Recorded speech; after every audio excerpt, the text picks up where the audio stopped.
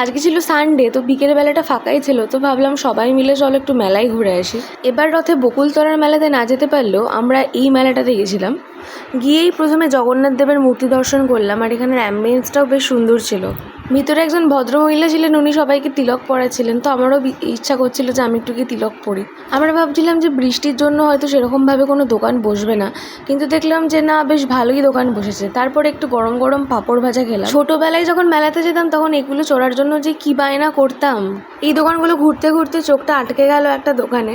তো এই দোকানে জগন্নাথ দেবের একটা মূর্তি বিক্রি করেছিল, যেটা সম্পূর্ণ ক্লে দিয়ে তৈরি।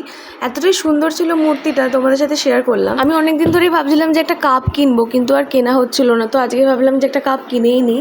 তো আমি এই দোকানটা থেকে একটা কাপ আর দুটো প্লেট কিনেছি, তোমাদের সাথে বাড়িতে গিয়ে শেয়ার করব। আমার অবস্থাটা দেখো, তাও আমি মেলা ঘুরবো। বেশ সুন্দর সুন্দর কালেকশন আছে দেখলাম, কিন্তু কোনোটাই আর কেনা হয়ে ওঠেনি, কারণ east and West Flipkart is the best.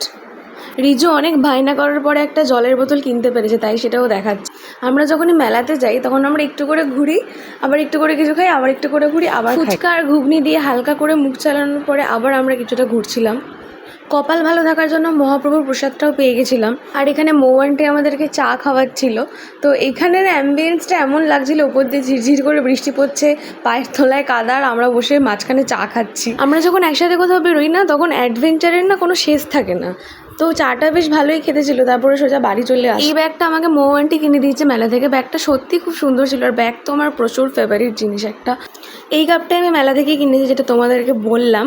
তো কাপটা বেশ সুন্দর ছিল দাম আন্দাজে, আর এই প্লেট দুটো কিনেছি। তো চলো, দিনটা বেশ ভালোই কাটলো। দেখা হচ্ছে নেক্সট ব্লগে, বাই।